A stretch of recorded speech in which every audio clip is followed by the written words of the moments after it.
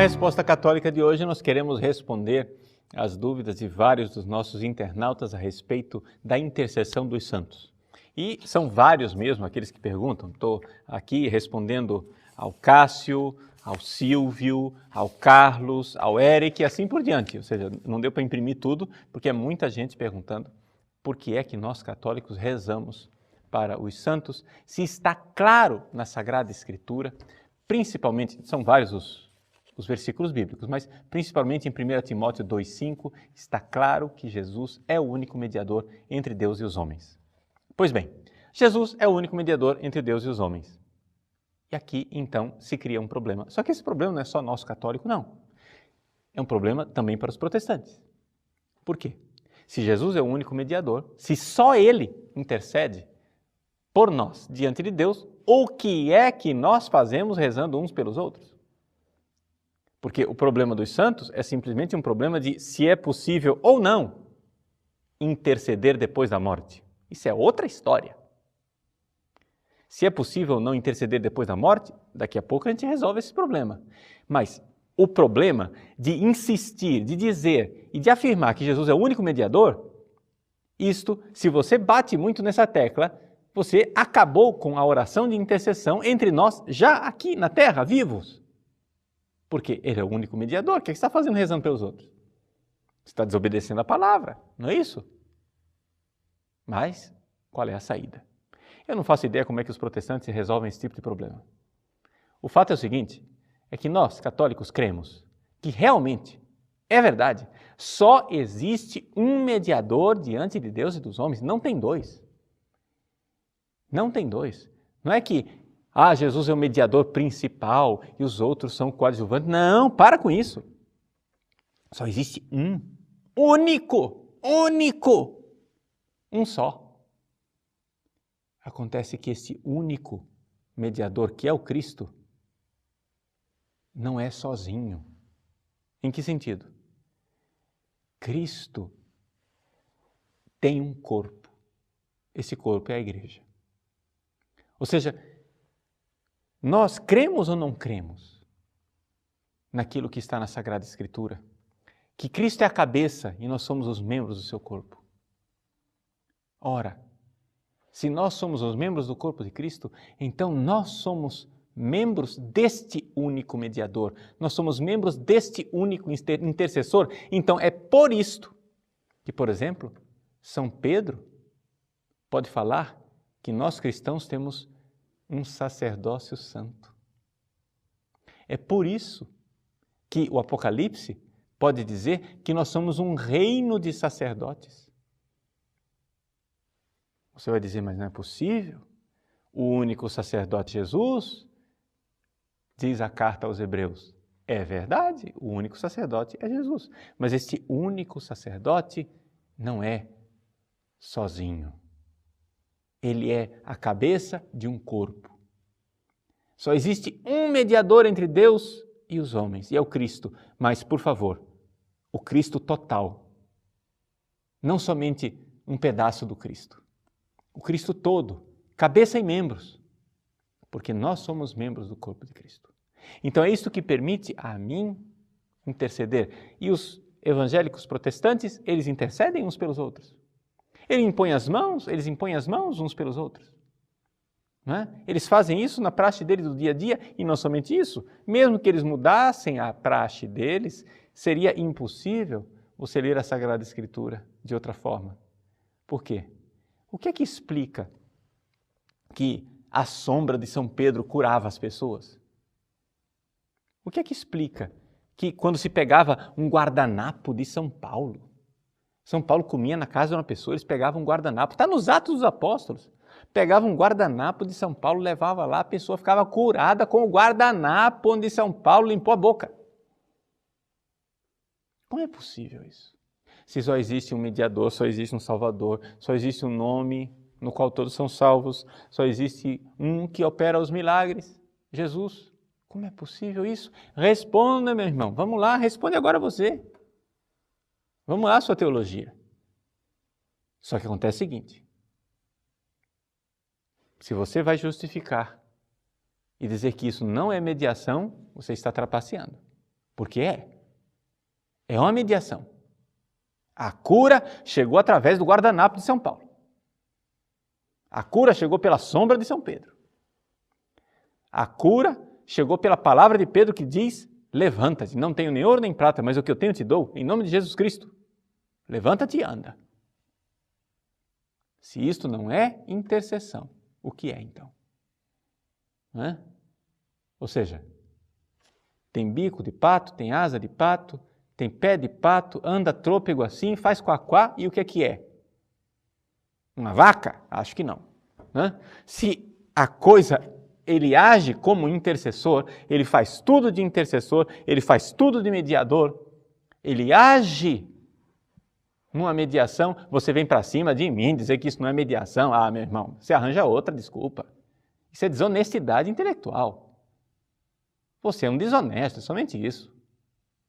Porque você não quer a verdade. Então, vamos ser objetivos. Existe, sim, um único mediador. Mas esse único mediador é um corpo. Ou seja, tem a cabeça que é Cristo e tem os membros que são os membros da igreja. E é por isso que eu posso rezar por você e rezo. Tá bom?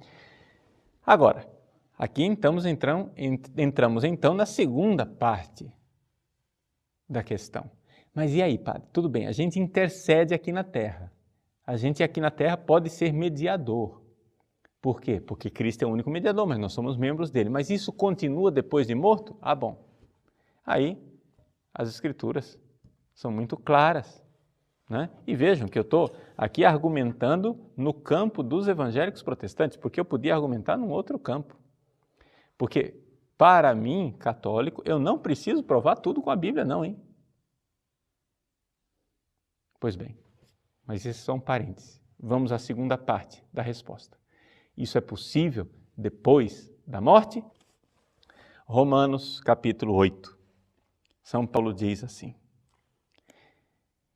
quem nos separará do amor de Cristo? Tribulação, angústia, perseguição, fome, nudez, perigo, espada?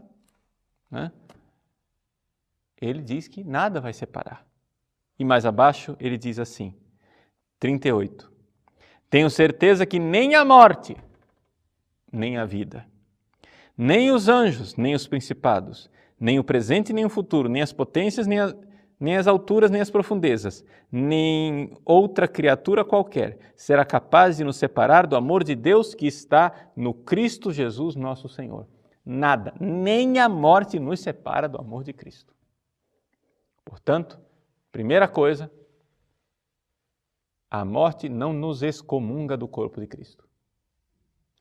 A morte não nos separa do amor de Cristo. Além disso, o livro do Apocalipse nos fala, em várias passagens, da atividade das pessoas que já morreram diante do trono de Deus. Por exemplo, quando se abre o quinto selo, no capítulo 6 do Apocalipse, quando abriu o quinto selo, vi debaixo do altar aqueles que tinham sido imolados por causa da palavra de Deus e do testemunho que tinham dado, e gritaram com voz forte: Senhor santo e verdadeiro. Olha só, eles estão rezando no céu, gente. E aqui não tinha acontecido a ressurreição ainda. Vamos prestar atenção que aqui a ressurreição ainda não aconteceu. Nós ainda estamos na abertura dos selos, nós estamos na tribulação. Eles gritam com voz forte: Senhor santo e verdadeiro, até quando tardarás em fazer justiça, vingando nosso sangue contra os habitantes da terra? Estão rezando, olha só. Morto reza. Olha que novidade, Nós católicos já sabíamos disso. Mas protestante só lê aquilo que ele quer, Só lê a parte da Bíblia que interessa para ele. Mas tudo bem. O que mais? Vira a página, capítulo 7.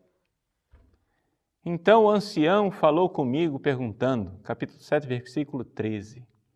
Estes que estão vestidos com túnicas brancas, já é outro grupo. Quem são e de onde vieram? Eu respondi: Tu é que sabes, meu Senhor. E então ele me disse: Esses são os que vieram da grande tribulação. Lavaram e branquearam as suas vestes no sangue do Cordeiro. Por isso, estão diante do trono de Deus e lhe prestam culto, dia e noite no seu santuário. E aquele que está sentado no trono os abrigará em sua tenda. Nunca mais terão fome, nem sede, nem os molestará o sol, nem algum calor ardente, porque o Cordeiro que está no meio do trono será o seu pastor e os conduzirá às fontes de água vivificante, e Deus enxugará toda a lágrima dos seus olhos. Eles prestam culto a Deus no céu, louvam a Deus no céu. Olha só. Está vendo? Acontece isso com os mortos. Os mortos prestam culto a Deus. Tá? Então, os mortos prestam culto a Deus, os mortos rezam, os mortos intercedem. Quem nos separará do amor de Cristo? A morte? Mas de jeito nenhum. A morte não nos separa do amor de Cristo. Agora é evidente que depois, no último dia, haverá a ressurreição e essas almas ressuscitarão no último dia. Né? Corpo e alma, nós entraremos no triunfo do céu. Mas por enquanto não tem isso. Por enquanto o que é que tem? Né? Por enquanto tem o fato de que, quando eu sou batizado, eu me torno membro do corpo de Cristo. E nem a morte me separará do amor de Cristo. Ele continuará me amando. Eu posso ir para o inferno? Posso. Posso ir para o inferno se eu rejeitar esse amor de Cristo. Mas o amor de Cristo não me rejeitará. A morte, o que faz uma pessoa ir para o inferno não é a morte. O que faz a pessoa se separar do amor de Cristo não é a morte. É a própria vida da pessoa que rejeita o amor de Cristo. Mas nosso Senhor sabe que Ele nos salvou e nos fez membros do seu corpo para nos conduzir à vida verdadeira em Deus. Então, resumo desta resposta. Cristo é o único mediador? Sim, Ele é o único mediador. Mas dizer que Ele é o único mediador, em sentido estrito, único no sentido de sozinho, aí você também vai criar um problema para os próprios protestantes, que eles não vão saber por que é que eles rezam uns pelos outros, e no entanto eles rezam.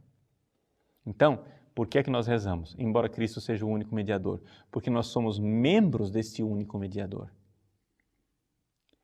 E depois da morte, não deixamos de ser membros do corpo de Cristo. Continuamos porque nem a morte nos separa do amor de Cristo. E o próprio livro dos Apocalipse nos mostra que existe a atividade de pessoas, né, mortas diante do trono de Deus, intercedendo, prestando culto a Deus e louvando a Deus. Esta é a resposta católica.